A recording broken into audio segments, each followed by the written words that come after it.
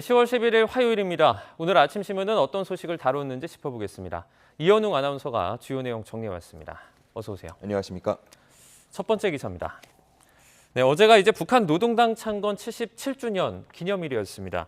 북한 매체들이 다양한 사진들을 공개를 했는데요. 그중에서도 유독 눈에 띄는 사진이 있죠. 맞습니다. 오늘 신문 일면 대부분에 이 사진이 실려 있었는데요. 네. 중앙일보 일면 준비해봤습니다. 지난달 25일 북한이 쏘아 올린 잠수함 발사 탄도미사일 SLBM의 모습인데요.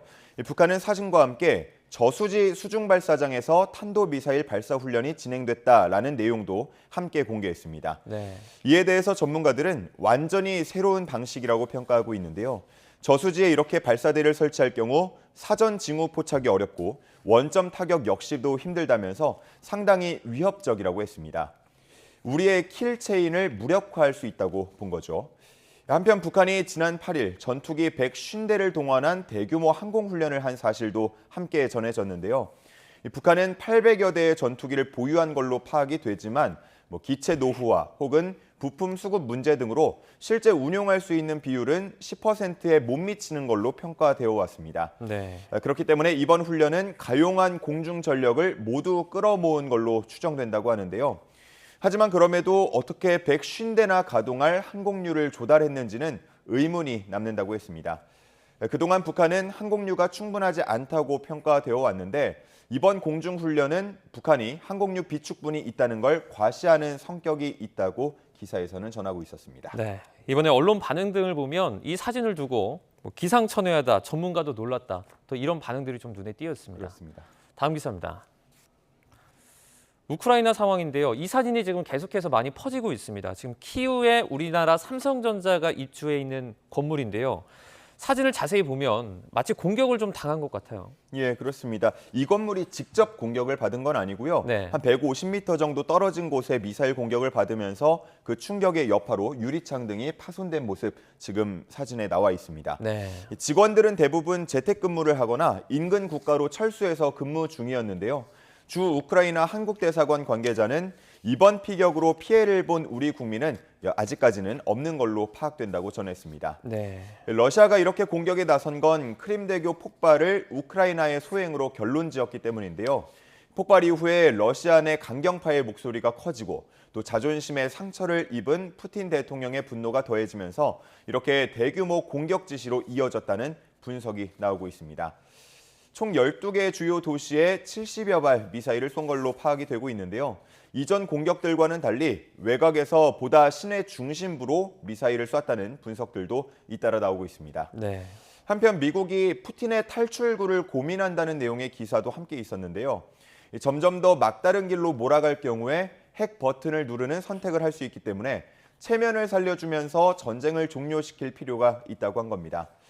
다만 푸틴 대통령, 핵을 그동안 시사했던 건 서방이 이런 고민을 두고 분열되기를 노린 거라는 해석도 나오고 있고요. 또 자칫 러시아의 침공에 정당성을 부여하는 우를 범하게 될 수도 있다고 말하고 있었습니다. 네. 다음 기사로 국회 상황도 보겠습니다. 오늘부터 2주차 국회 국정감사가 시작이 됩니다. 그런데 묻지마 증인 채택 문제가 다시 불거지고 있죠. 네, 그렇습니다. 동아일보에 실린 기사인데요. 제목을 보시면 국감장에서 3시간 40분 동안 대기하고 한마디도 못하고 나왔다라는 제목입니다. 네. 동아일보가 작년에 일반 증인이 출석한 국감을 전수 분석한 내용을 바탕으로 기사를 쓴 겁니다. 작년에 국감에서 증인들은 한 명당 평균 3분 41초 정도 답할 시간이 있었다고 합니다.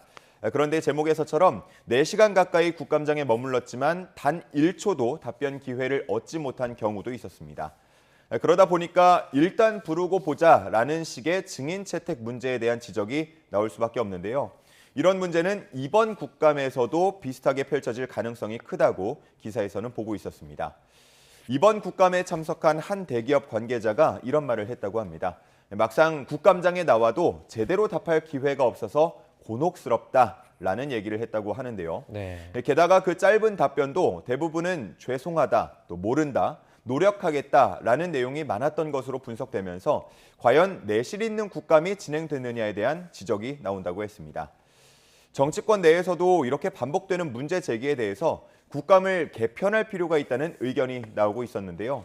상시 국감 체제로 전환하자는 등의 이야기가 나오고 있었습니다. 네, 다음 기사 보겠습니다.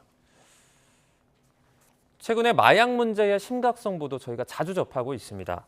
그런데도 이 양형 관련된 기준은 10년이 넘게 변함이 없다고요. 네, 맞습니다. 몇 가지 사례를 말씀을 드릴 텐데요. 네. 4개월 동안 9차례에 걸쳐서 대마를 구입해서 흡입한 사람, 선고 유예의 판결을 받았다고 합니다. 네. 또 1년 반 동안 12차례에 걸쳐서 대마를 구매하거나 판매하고 또 자택에서 직접 재배를 하면서 흡연까지 한 사람은요. 징역 2년에 집행유예 3년을 선고받았다고 합니다. 비교적 처벌이 좀 가볍다라고 느껴질 수 있겠는데요.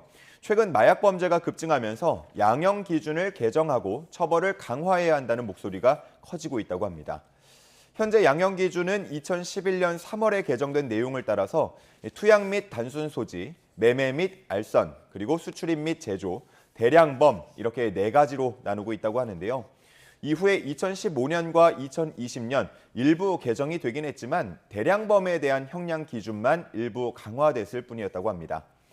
투약이나 소지, 매매, 수출입 등에 대해서는 10년 넘은 양형 기준을 그대로 따르고 있다고 볼 수 있겠는데요. 작년에 기소된 마약사범 4,700여 명 중에 2,000여 명, 그러니까 44%는 1심에서 집행유예를 선고받았다고 합니다. 이에 대해서 법무부는 양형위원회에 상향 조정이 필요하다는 의견을 냈다고 하고요. 전문가들도 마약 범죄 양상이 다양해진 만큼 양형 기준도 더 세분화할 필요가 있다고 지적하고 있었습니다. 네. 김영란 양형위원장은 지난 4일 국감에 출석해서 전반적으로 재검토할 필요가 있다면서 양형 기준을 개정할 뜻을 내비치기도 했습니다. 네, 다음 기사입니다. 네, 아래쪽입니다. 제목을 보시면요. 직원의 감시자가 된 CCTV라고 이 제목이 쓰여져 있습니다. 어떤 내용이죠? 네, 그렇습니다. 서울신문이 직장갑질 119에 제보된 내용들을 분석한 결과 네. 이 CCTV와 관련한 제보가 144건 있었다고 합니다. 화장실에 가는 길목에 CCTV를 설치해서 아니 왜 화장실을 간 지 20분 만에 나왔냐라면서 근태를 지적하는 경우가 한 가지 사례로 나와 있었습니다. 네. 회사 측은 화재 감시용이다라는 입장이었다고 하는데요.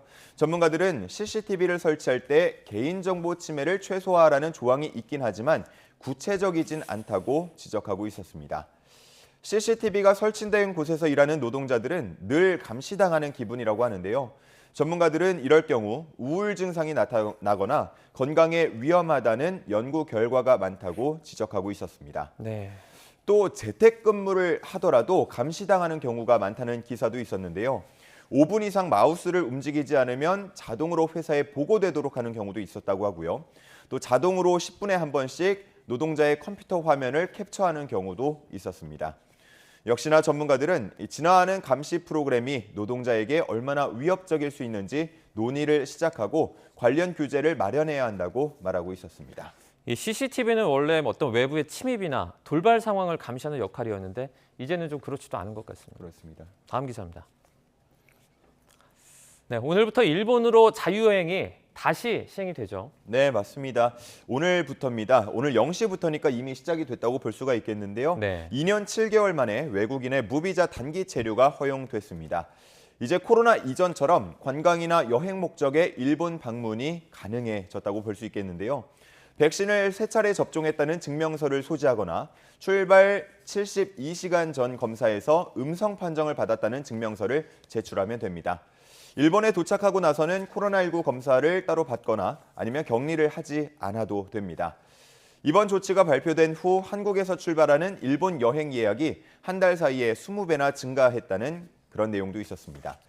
기시다 후미오 총리는 입국 완화 조치로 연간 5조 엔 이상의 경제 효과를 일으키겠다는 목표를 밝히기도 했습니다. 네, 알겠습니다. 오늘 굿모닝 브리핑은 여기까지 듣겠습니다. 고맙습니다. 감사합니다.